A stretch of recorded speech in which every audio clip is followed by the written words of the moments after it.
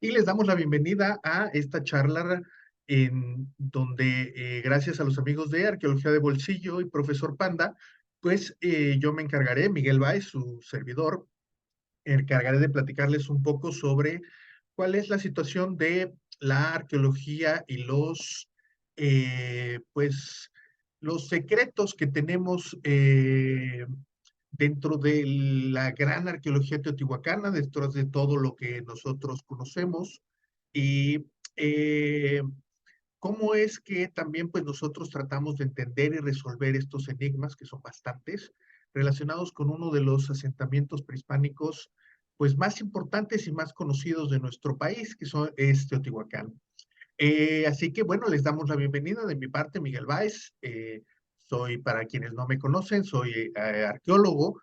Me encargo y he trabajado en algunos sitios arqueológicos como la propia ciudad de Teotihuacán, o más recientemente, pues me encargo de trabajar en el proyecto Templo Mayor del Instituto Nacional de Antropología en el centro de la Ciudad de México. Mi tarea esta noche será entonces la de poderles platicar sobre esta ciudad de Teotihuacán, cuáles son particularmente eh, sus enigmas, cuáles son estos espacios que nosotros conocemos y qué es lo que desconocemos. Entonces, pues le damos la bienvenida a todos ustedes que nos acompañan este día en este curso abierto, este curso gratuito que damos a través de, como insisto, nuestros amigos de Profesor Panda y Arqueología de Bolsillo. Aquí a mi lado se encuentra la profesora Mariana, que es nuestra productora general y directora del proyecto, y quien pues nos estará enseñando cuál es la situación relacionada con el proyecto.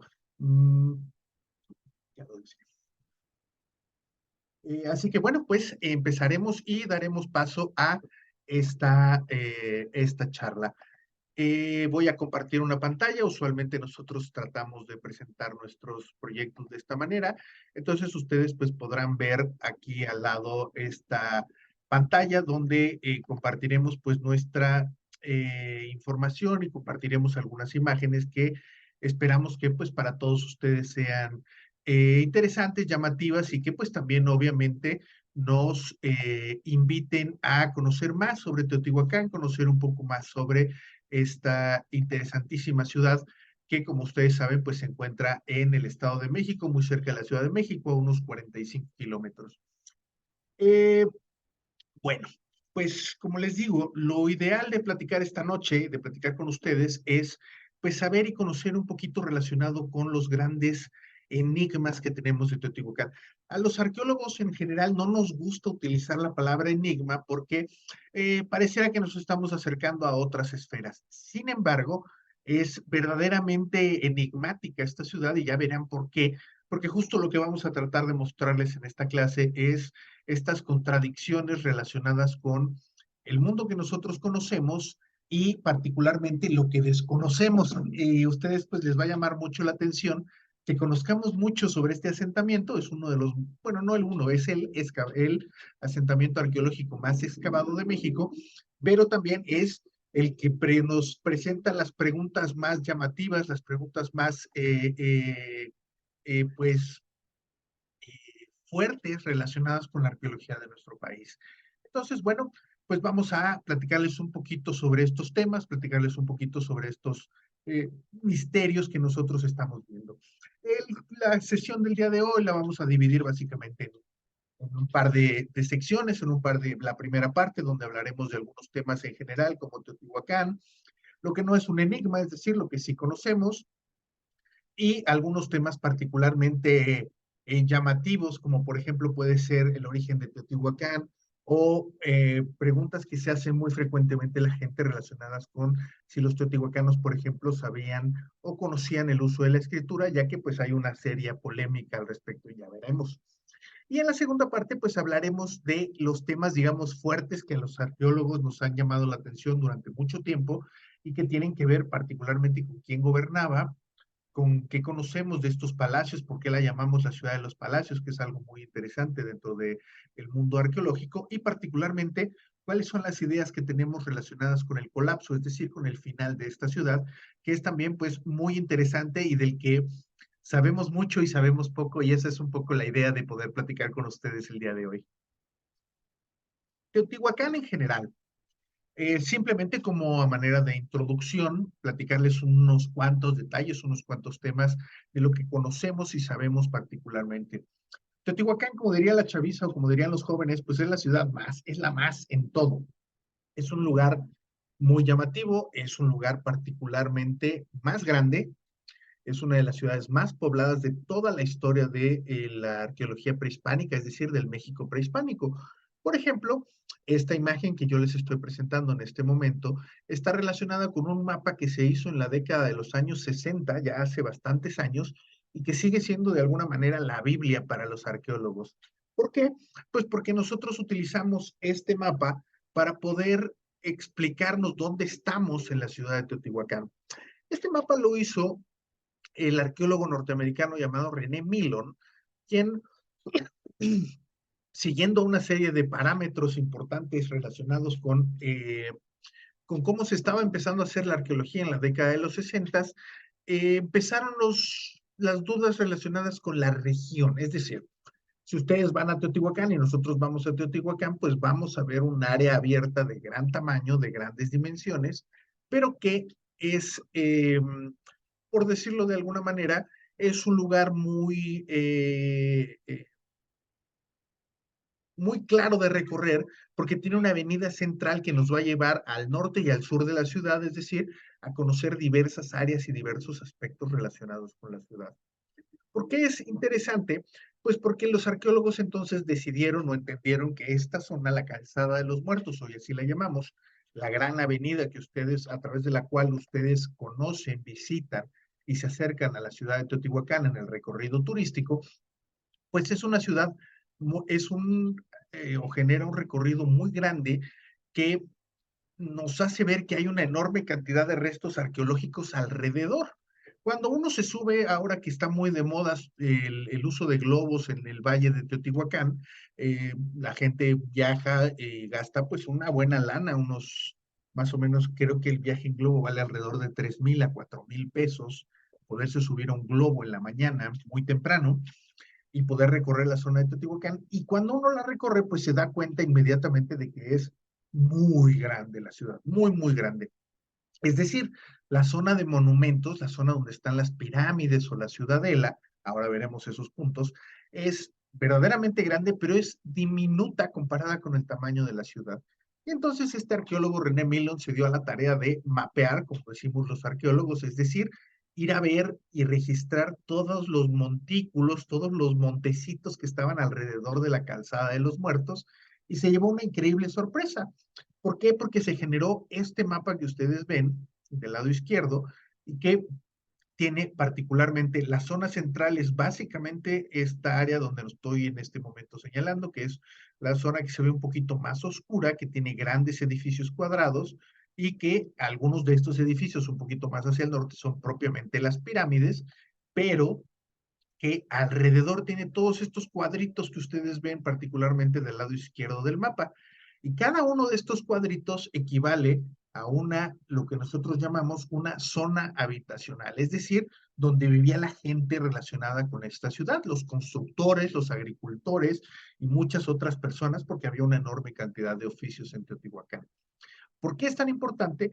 Pues porque esta ciudad se construyó a lo largo de muchos años, de varios siglos. Creemos aproximadamente que entre los años, probablemente mucho antes del año 200 o 300 antes de nuestra era, ya había una población importante en el Valle de Teotihuacán, pero hacia el año 400 o 500 de nuestra era, es decir, en el momento en el que Roma estaba desapareciendo propiamente, pues Teotihuacán era una ciudad de proporciones gigantescas. Era tal vez una de las ciudades más grandes del mundo comparada tal vez con la propia Roma. Muchísimo más grande que ciudades que ya existían en ese momento, como por ejemplo Londres o París. Esas ciudades eran pueblitos pequeños comparados con este lugar. Lo que llegó a la conclusión este arqueólogo es que alrededor de la zona nuclear de monumentos de Teotihuacán, más o menos hay unos 22 kilómetros cuadrados de ciudad. Cada uno de los cuadros grandes que ustedes ven aquí, es decir, la retícula que ustedes ven, son cuadros de 500 por 500 metros, para que ustedes se den una idea. Y entonces, pues adentro de cada uno de estos cuadros hay una enorme cantidad de casas. Son estos conjuntos habitacionales que ya veremos un poquito más adelante, que tienen más o menos entre 60 y 80 metros por lado, son en general cuadrados, y que en cada uno de ellos vivían varias familias, es decir, decenas de personas en cada uno de estos cuadros. Por lo tanto, el cálculo poblacional de la gente que viviría en Teotihuacán alrededor del año 400 o 500, es decir, cuando la ciudad ya era totalmente madura, pues estaríamos hablando más o menos de unos 200,000 personas en un cálculo, digamos, modesto, es decir, un cálculo sin querer exagerar mucho las cuentas. Obviamente hacer estas cuentas es una aproximación, nosotros no tenemos un método específico. ¿Por qué? Pues porque en cada conjunto habitacional viven diferentes números de personas. Piensen ustedes en un edificio donde ustedes vivan y entonces pues podrían pensar que el del uno son 3 personas, el del 2 es una, el del 3 son 10 personas porque se vino a vivir buena parte de la familia o tienen muchos hijos. Y entonces, pues obviamente los cálculos poblacionales son complejos.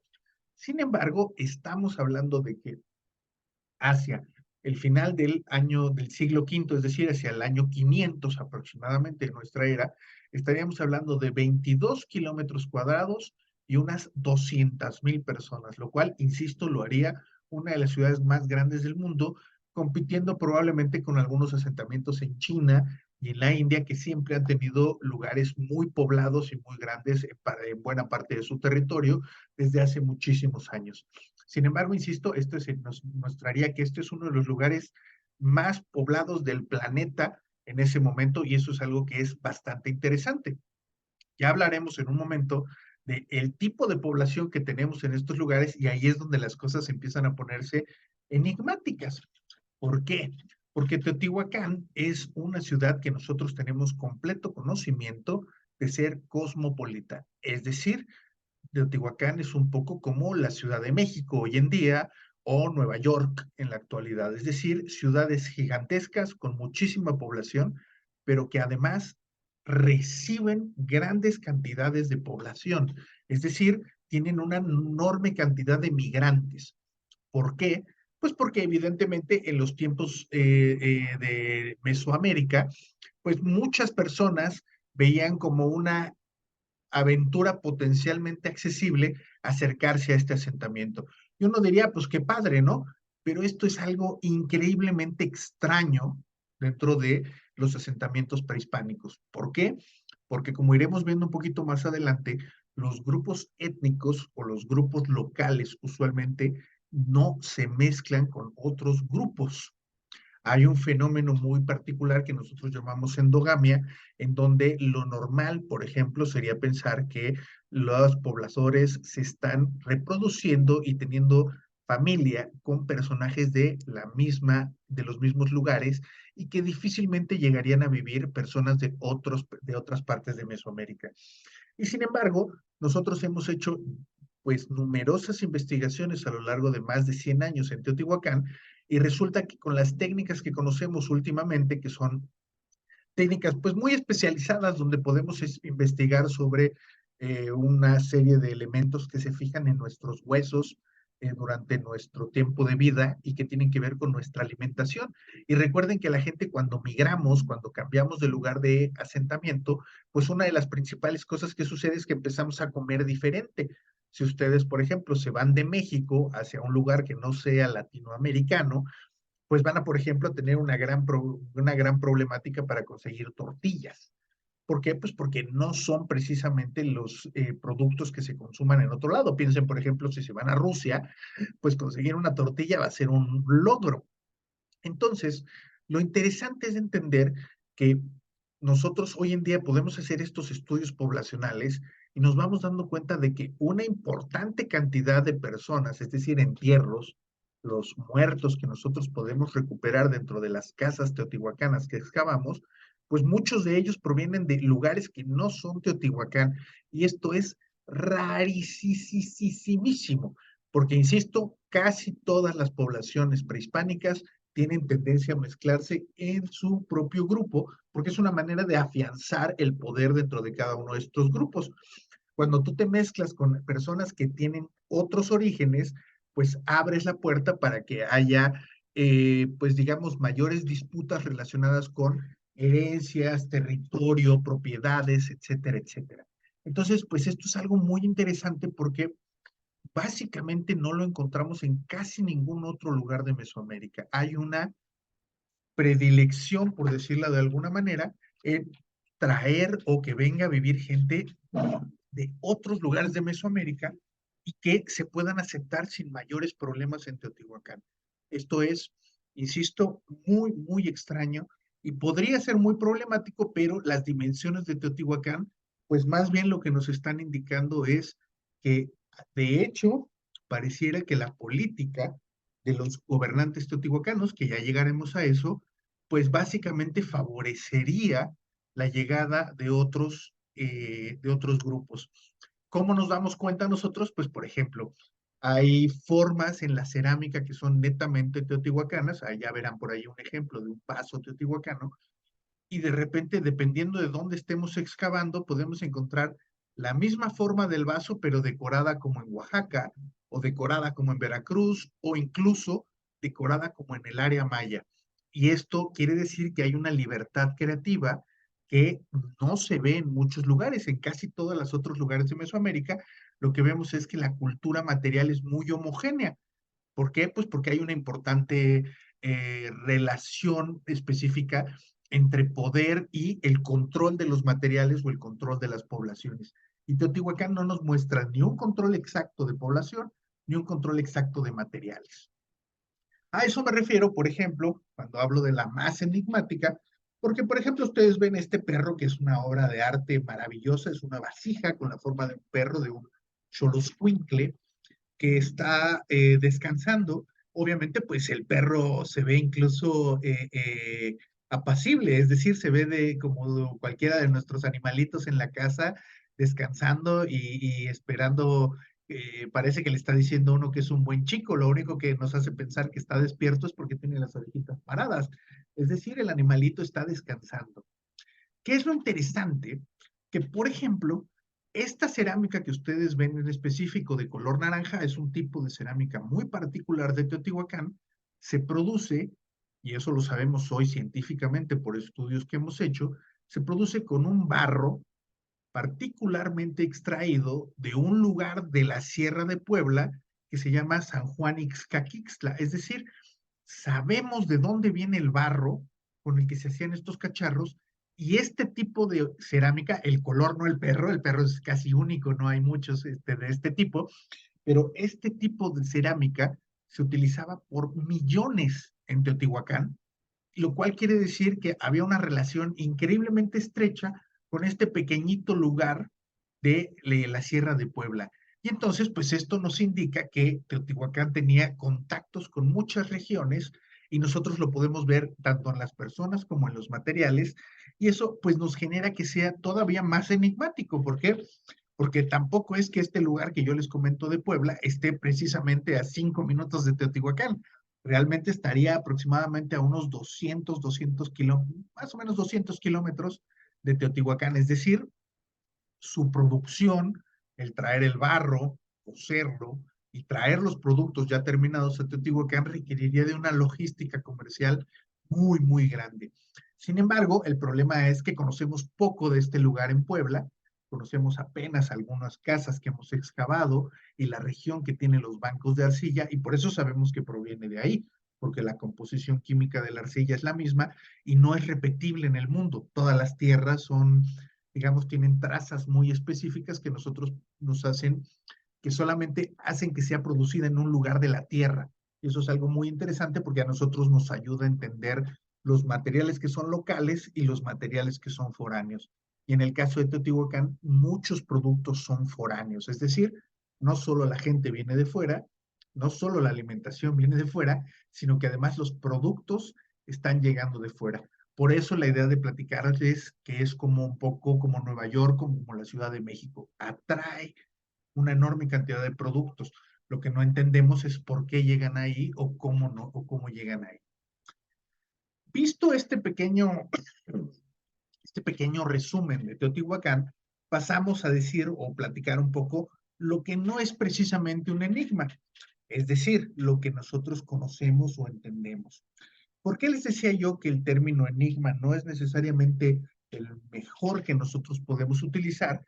Pues porque obviamente se presta a una enorme cantidad de interpretaciones, es decir, lo que es enigmático muchas veces es algo que pudiera ser desconocido o no solo desconocido, sino inexplicable. Y en arqueología nosotros tenemos cosas que todavía no podemos explicar, pero que no consideramos inexplicables, sino que necesitamos recursos, dinero, esfuerzo y mejores ideas para resolver nuestras dudas y entonces ir abandonando estas dudas que tenemos sobre Teotihuacán. El otro problema es, pues, obviamente que ustedes y todos nosotros pudimos ver un ejemplo de cómo las cosas pueden salirse de control la semana pasada, porque, pues, por ejemplo, muchas personas se han acercado a nosotros en Profesor Panda y en Arqueología de Bolsillo para preguntarnos, por ejemplo, sobre los temas relacionados con cosas verdaderamente inexplicables, como por ejemplo, un día nos preguntaron sobre un mineral que se consume mucho en Teotihuacán que se llama mica, y nos decían que si era una forma de combustible. Y nosotros, pues la verdad, yo nunca había oído esa aseveración, me llamó mucho la atención y me llamó todavía más la atención ver de dónde había salido el concepto. Resulta ser, yo aquí uso una imagen del cine, de una película muy extraña, pero que usa Teotihuacán de fondo, que es Alien contra Depredador, ya entenderán por dónde me estoy yendo, pero me resultó que esta idea de la mica como combustible salió de un programa llamado Alienígenas Ancestrales que produce History Channel y que es un programa o un canal que originalmente pues era bastante serio en cuanto a la aproximación de sus investigaciones y que poco a poco pues se ha ido convirtiendo en un poco en pues en una burla de lo que originalmente debió ser. El problema es cuando uno tiene eventos como el de la semana pasada, donde podemos ver cómo el Congreso de nuestro país recibe a investigadores diagonal charlatanes que empiezan a hablarnos sobre la presencia de alienígenas dentro del pasado de nuestro país y de incluso pues atreverse a presentar los cuerpos de estos alienígenas. No vamos a entrar en esa polémica, aunque a nosotros nos gusta hablar de eso, pero no es el objetivo en esta clase poder tumbar esos mitos. Simplemente lo que quiero hacerles entender es que hay una enorme cantidad de enigmas, pero que son creados desde el punto de vista de la charlatanería, y hay otra enorme cantidad de enigmas que son verdaderamente científicos y que son a los que nosotros nos queremos aproximar y a los que nosotros nos queremos referir en esta charla. Si ustedes ven por ahí, pueden buscarnos en nuestro canal de YouTube y en otros medios, verán que no les acateamos al parche de hablar de estos temas, no tenemos mayores problemas. Incluso por ahí tenemos un video llamado Profesor Panda contra los alienígenas ancestrales para poder desmitificar todas estas ideas que tienen pues una enorme cantidad de charlatanería dentro de su visión. Sin embargo, como les digo, el problema es que muchas personas acceden primeramente a esa información y entonces se generan dudas que para desde el punto de vista científico no lo son. El caso de Teotihuacán, insisto, pues es muy extraño. ¿Por qué? Porque nosotros conocemos este asentamiento y lo estamos investigando arqueológicamente desde hace más de un siglo, desde hace casi siglo y medio, que entró el primer arqueólogo, digamos, preparado a empezar a hacer investigaciones. Me refiero al primer investigador preparado del mundo moderno en arqueología, porque aunque ustedes no lo crean, en Teotihuacán tal vez los primeros arqueólogos que hicieron investigaciones, aunque era de otro tipo, pues fueron los aztecas, fueron los mexicas. Sabemos perfectamente que los mexicas fueron a Teotihuacán, lo consideraban un lugar mítico muy importante dentro de la conformación del universo y realizaron excavaciones e incluso recuperaron objetos teotihuacanos y se los llevaron al Templo Mayor de Tenochtitlan y los volvieron a enterrar, lo cual es un tema fascinante, porque entonces sabemos que hacia el año 1500 de nuestra era, pues los mexicas, los aztecas, como popularmente también se les conoce, pues tenían la figura del anticuario o del arqueólogo y lo enviaban a lugares alejados para poder investigarlos y poder recuperar materiales que tuvieran que ver con el pasado. Esto ya lo podríamos ver en otro momento, es algo muy común para muchas culturas en la modernidad y en la época antigua, el utilizar los símbolos del pasado, apropiarlos para explicar la realidad del presente de una manera más mañosa. Los aztecas lo que a final de cuentas fueron a hacer es recuperar estos objetos y decir, yo soy descendiente de ellos, yo soy descendiente de los grandes constructores de las pirámides. Entonces, los mexicas, los aztecas se crearon un pasado más glorioso del que en realidad tenían.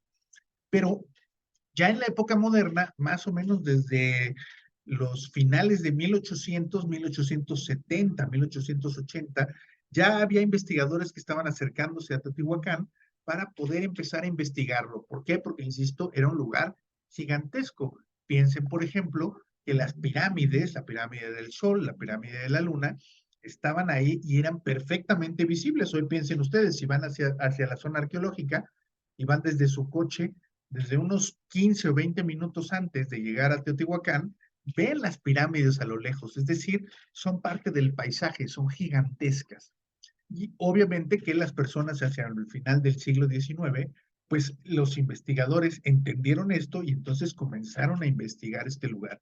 Por supuesto, estas, por ejemplo, es una foto tomada por, si no mal recuerdo, son las investigaciones de Hugo Breme hacia 1930, y esto es como habían ya dejado en la época de la Revolución, habían empezado a investigar el Templo de la Serpiente Emplumada, que es este edificio, que es uno de los elementos o de los edificios más interesantes de toda la ciudad de Teotihuacán. Sin embargo, hoy en día, pues seguimos estudiando, seguimos trabajando y seguimos intentando recuperar el pasado de Teotihuacán para poder explicarlo.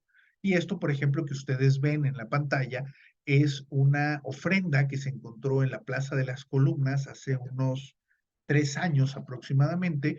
Y este fue un lugar, muchos lugares de Teotihuacán se excavan cada año, pero esta Plaza de las Columnas es un lugar muy interesante porque se encuentra sobre la Calzada de los Muertos.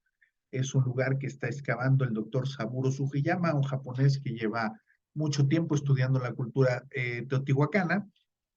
Y lo más interesante, entre muchas otras cosas, que estamos descubriendo de ese lugar en particular es que en esa Plaza de las Columnas habitaba gente con filiación, es decir, gente que era descendiente de poblaciones mayas. Y esto lo sabemos por los estudios en sus huesos y los estudios de los materiales que estamos encontrando.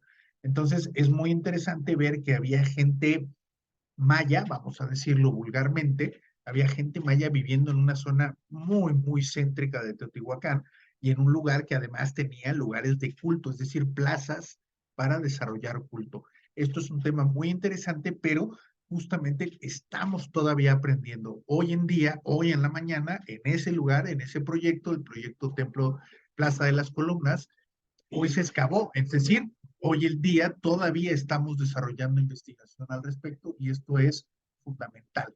Por eso los investigadores usualmente somos los primeros que ponemos el grito en el cielo cuando vemos que puede haber algún tipo de recorte en los presupuestos federales, porque sabemos que en muchos sentidos pues nos toca a nosotros primero el recorte, porque bueno, es una forma en la que se ha hecho la política en México desde hace muchísimo tiempo, no es propio nada más de esta administración, pero pues es poco el dinero y es mucho lo que tenemos que conocer todavía, pero esto es interesante. Hoy en la mañana, varios investigadores, varios arqueólogos todavía intervinieron en el sitio de Teotihuacán porque tenemos muchas dudas sobre qué es lo que sucedió y qué no sucedió. Uno de los principales enigmas que nosotros tenemos es comprender el origen de Teotihuacán. Esto es extraño porque nosotros usualmente es una de las primeras preguntas que queremos responder. ¿Cómo llegó la gente aquí? ¿Por qué llegó aquí? ¿Qué la atrajo? Y nosotros tenemos un problema muy grande con Teotihuacán. ¿Por qué? Porque como ustedes vieron y yo les he platicado, Teotihuacán más o menos se debe haber fundado alrededor del año 200 antes de Cristo. Ya habría pues algo parecido a las pirámides, ya habría algo parecido a ciertos conjuntos habitacionales, un poco diferente, pero ya un plan más o menos por ahí, hasta el año 500 de nuestra era, 600. Es decir, estaríamos hablando de unos 8 siglos de desarrollo. Y entonces sucede un problema que es, pues, que hoy en día todavía pasa en la Ciudad de México. Y eso esto es que lo más viejo, lo que más antiguamente se construyó, se queda más abajo, arriba se construye algo nuevo, arriba uno nuevo, arriba otra remodelación, otro piso, otro cuarto, otra remodelación. Y entonces nosotros lo que vemos, ese mapa que yo les mostré al principio, con el que sabemos que había unas 200,000 personas, pues es un mapa de la última etapa de desarrollo de Teotihuacán. Para nosotros conocer las etapas más antiguas, pues tenemos que perforar el piso, perforar, excavar estos conjuntos habitacionales para ir descubriendo las zonas más antiguas y poder entonces comenzar a entenderlas. Pero como ustedes se darán cuenta a lo largo de la charla, pues el problema que tenemos es que, por ejemplo, nosotros somos muy determinados en eso y no tenemos problemas con excavar y pues literalmente demoler una casa para conocer sus cimientos y entonces poder explicar el origen teotihuacano. El problema es que a veces estás empezando a excavarla y resulta que te vas encontrando cosas que son únicas. Por ejemplo, en Teotihuacán lo más común es encontrar pintura mural. Y entonces nuestros parámetros de investigación y de protección al patrimonio cultural nos indican que si nosotros encontramos algo único, pues no lo podemos destruir. Entonces, usualmente lo que nos pasa es que empezamos a excavar, nos encontramos los pisos, nos encontramos las pinturas murales, que en general pertenecen a las últimas etapas de desarrollo, y ya no podemos continuar o profundizar nuestras investigaciones porque estamos trabajando con algo que es único. Y esto entonces nos hace que necesitemos encontrar lugares que no sean tan espectaculares, no sean tan céntricos, y entonces podamos tal vez encontrar casas que no sean tan lujosas, por ejemplo, que no tengan pintura mural, y entonces podamos romper el siguiente piso y el siguiente piso y el siguiente piso y poder investigar el origen de Teotihuacán. ¿Por qué? Porque tenemos una bronca gigantesca. No sabemos quiénes son los teotihuacanos. Bueno, se las voy a poner todavía más barata. No sabemos el nombre de esta ciudad.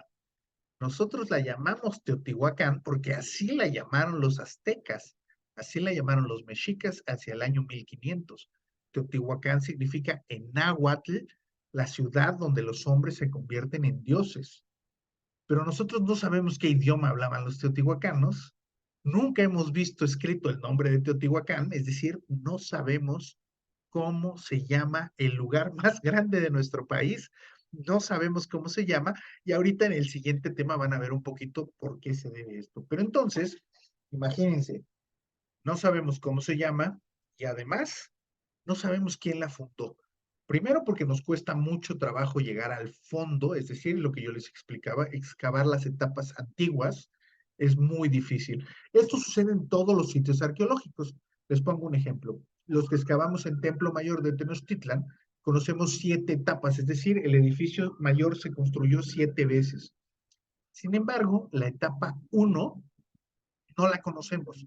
Es una etapa hipotética que donde creemos y sabemos que se construyó, entendemos el primer templo. ¿Por qué? Porque cuando encontramos el segundo, perforamos y nos dimos cuenta de que había algo, pero no es claro porque además allá abajo, se imaginarán, el nivel del agua, acuérdense que Tenochtitlan era una isla, pues no nos deja seguir excavando y conocer esa primera etapa de construcción de Tenochtitlan. Pues pasa, es lo que yo les explico, es algo muy parecido a lo que pasa en Teotihuacán. Y entonces nos cuesta mucho trabajo entender qué sucedió, porque lo que sí pasó es que hacia el año 200 antes de nuestra era, empezó a llegar muchísima gente al Valle de Teotihuacán. Y esto lo sabemos porque hay mucha cerámica, es decir, muchos pedazos de ollas que se parecen mucho a los que existen en otros lugares, como por ejemplo Cuicuilco. Cuicuilco es este sitio arqueológico que tiene una pirámide con forma de círculo, que es muy extraña, y este es un lugar que ustedes pues lo podrán ver aquí atrás. Para los que no lo conocen, pues se encuentra literalmente en la esquina de Periférico e Insurgente Sur, en la esquina de Perisur, contraesquina, pues, de Perisur.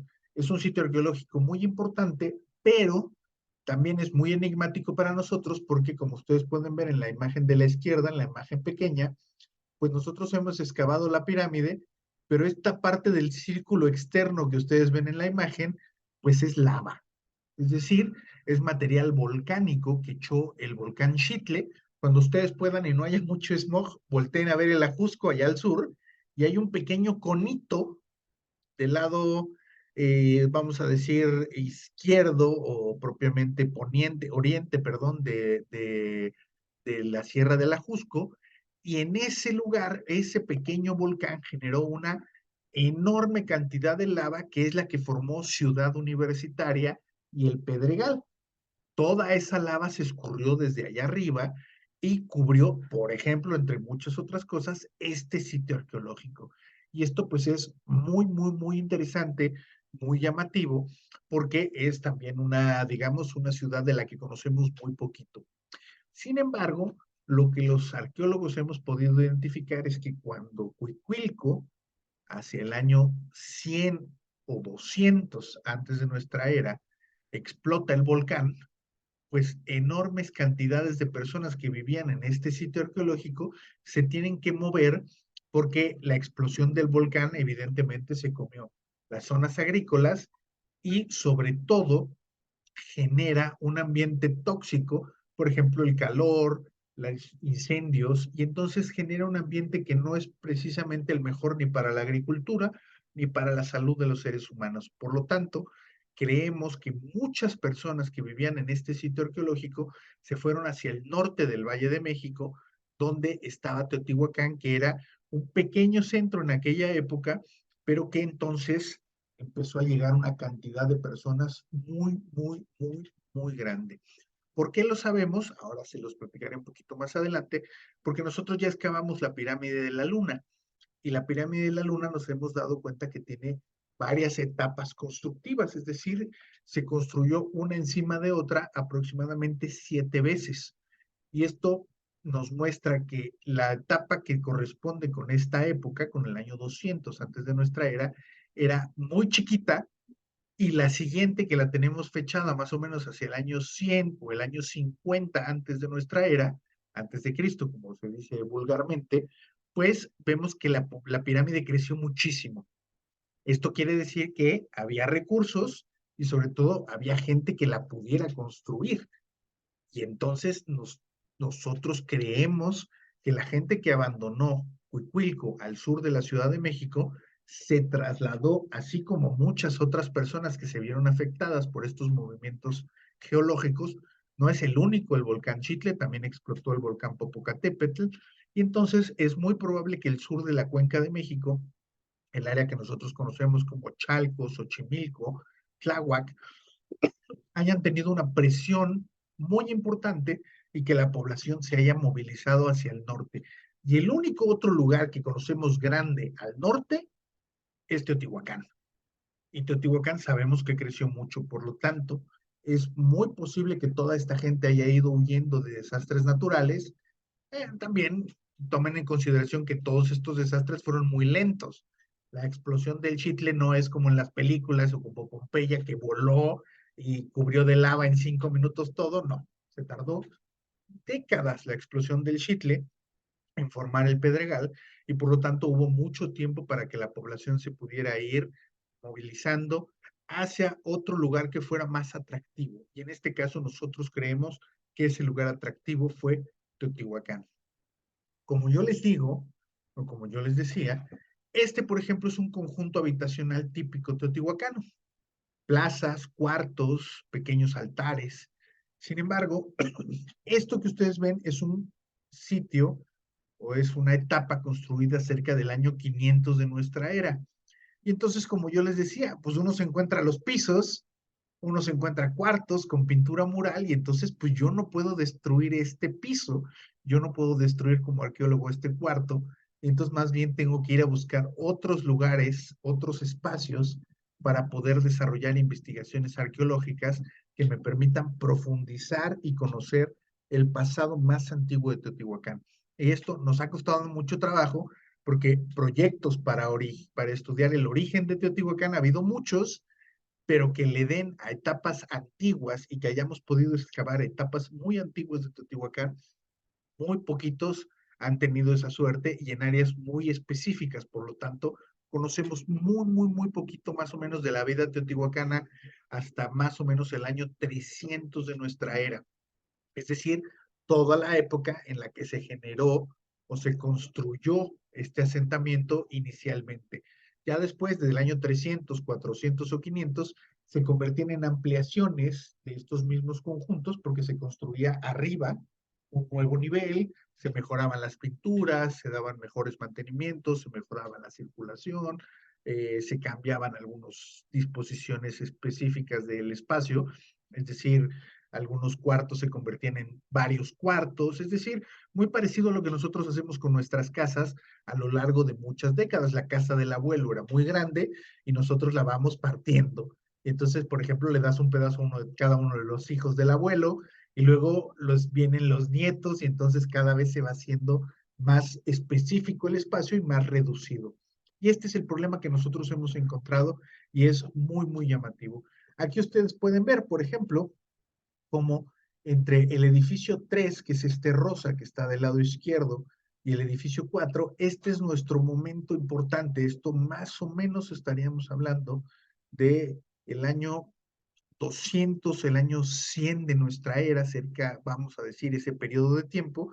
Y ustedes pueden ver, por ejemplo, edificio 1 verde, edificio 2 amarillo y edificio 3 rosa, son verdaderamente pequeños comparado ya con este edificio 4, que es varias veces más grande, y ya ni qué decir de los edificios 5, 6, 7 o las ampliaciones a las pirámides. Así es como nosotros más o menos nos vamos imaginando el pasado. Sin embargo, esto requiere de muchísima investigación para poder corroborar estas ideas o aprender a tener nuevas teorías, nuevas ideas, que eso también es bastante interesante, pero todo eso, como ustedes se pueden imaginar, requiere de una importante cantidad de morlacos al lado, porque la investigación arqueológica es por naturaleza, de alguna manera, vamos a decir, caro. Irte al campo y excavar es caro. Lo que sí también tenemos conocimiento es que lo que la gente que vivía en Teotihuacán hacía era particularmente dedicarse a la minería de esta piedrita que ven ustedes aquí abajo, que se llama obsidiana. No es propiamente una piedra, es un vidrio volcánico.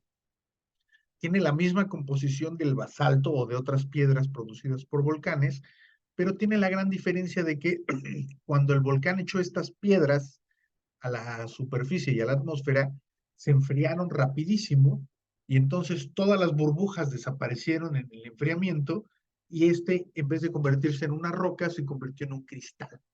Y entonces la obsidiana es el producto, digamos, más vendido o más utilizado en toda Mesoamérica. ¿Por qué? Porque es un instrumento de corte, es el equivalente al metal, por decirlo de alguna manera, que nosotros utilizábamos para hacer todas las operaciones que tuvieran que ver con corte, además del pedernal, que es una piedra bastante más dura y que tiene otras características. Al norte de Teotihuacán se encuentran los yacimientos más importantes y más grandes de obsidiana de todo el país, de los que tenemos conocimiento. Uno es el que ustedes ven en la pantalla, que se llama Sierra de las Navajas, y el otro está en el poblado actual que se llama Otumba. En este lugar que ustedes ven aquí muy arbolado, es increíble porque todo el piso está cubierto por obsidiana, es decir, no hay manera de caminar sin pisar estos vidrios. Si ustedes fueran descalzos, se cortarían inmediatamente todos los pies porque es un vidrio muy filoso. Pero esto es muy interesante, se encuentra en esta sierra, tirado por todos lados, y ese tiradero lo hicieron los teotihuacanos. ¿Por qué? Porque producían y producían y producían miles de instrumentos, tal vez millones de instrumentos de obsidiana. ¿Cómo sabemos que son teotihuacanos? Porque cada obsidiana tiene una marca geológica muy particular y sobre todo, más rápido y más fácil que meterlo a una máquina, el color es único. Y en todo México, cuando tú te encuentras obsidiana de color verde clarito, es que proviene de Otumba, y si es gris muy clarito, muy limpiecito, es que proviene de la Sierra de las Navajas. Por lo tanto, nosotros rápidamente nos damos cuenta de dónde proviene esta obsidiana y hemos encontrado este producto en todo el centro de México, Veracruz, algunas áreas de Oaxaca, e incluso sabemos que se comerciaba a regiones tan lejanas como Guerrero, Michoacán o incluso el área maya, donde no es abundante este recurso, pero sí se utilizaba con bastante frecuencia de manera ritual y de manera comercial. Por lo tanto, aquí es una de las cosas que sí conocemos. Este producto era el rey en Teotihuacán y era el que movía la economía. La gente se acercó mucho a este lugar porque había una abundancia increíble y por lo tanto, pues buena parte de la población de Teotihuacán deben haber sido mineros, además de agricultores. El otro tema interesantísimo, por el cual yo les decía, nosotros no conocemos el nombre de este asentamiento, es porque tenemos un problema divertidísimo, que es si los teotihuacanos conocían la escritura. A nosotros hasta hace no mucho tiempo nos habían explicado que no, que los teotihuacanos no tenían sistema de escritura. Y esto es pues bastante paradójico. ¿Por qué? Porque en el mismo momento en el que Teotihuacán era el rey del universo, era el sitio arqueológico más grande, pues había otros lugares muy importantes, particularmente Oaxaca o la zona maya, y en las dos regiones se utilizaba constante y de manera muy fuerte la escritura. Era una manera muy, muy importante de comunicación. ¿Qué sucedió en Teotihuacán? Pues este es uno de esos grandes, grandes enigmas. En Teotihuacán no hay estelas, es decir, no hay documentos tallados en piedra que nos expliquen una historia. Nosotros no conocemos, como en el caso del área maya, las sílabas que forman las palabras y entonces podamos traducir ideas. Por ejemplo, en el área maya, ustedes pueden ir y ver cómo los documentos dicen los estelas, los lápidas, los tableros y muchos otros elementos arquitectónicos, explican historias con detalles impresionantes. ¿Quién es el gobernante? ¿En qué año ascendió? ¿Quiénes son sus hijos? ¿Quiénes son sus esposas? ¿A quién ha conquistado? ¿Cómo lo conquistó? ¿Quiénes son los dioses que lo acompañan? Etcétera, etcétera, etcétera. Y en Teotihuacán, pues nosotros no sabíamos que esto existiera. Y sin embargo, un hallazgo por ahí de la década de los años 90 nos dio en el conjunto de La Ventilla, un conjunto muy interesante que se encuentra al sur de la ciudad de Teotihuacán, pues nos mostró un elemento que se llama el patio de los glifos, es decir, un gran patio donde todo el piso está marcado por diferentes glifos, es decir, escritura. Y aquí ustedes pueden ver varios, por ejemplo, a la derecha grande les puse porque está bonito un colibrí, pero ustedes pueden ver ese mismo colibrí en otra posición con una flor enfrente y esto de acuerdo con los especialistas o el símbolo que está aquí abajo, que tiene, digamos, formas muy específicas, o el mismo glifo parecido a Tlaloc que está aquí arriba, son formas de comunicación sin lugar a dudas. Además, encontrarlos en el mismo patio, más de 50 glifos, pues nos hace pensar que esta gente sabía escribir. Lo interesante es por qué no escribía, por qué no le interesaba dejar el recuerdo de las cosas que sucedían en la ciudad. Y eso es algo muy impresionante. ¿Por qué? Porque la escritura fue utilizada por todos los pueblos mesoamericanos como una manera de justificación del poder. Es decir, cómo escribir que yo, por ejemplo, soy el gran señor de un lugar y entonces justifico que mi familia siga siendo históricamente los grandes señores de ese mismo lugar. Esto es un fenómeno bien interesante y al final voy a tratar de explicárselo en un par de diapositivas de una manera muy, muy directa.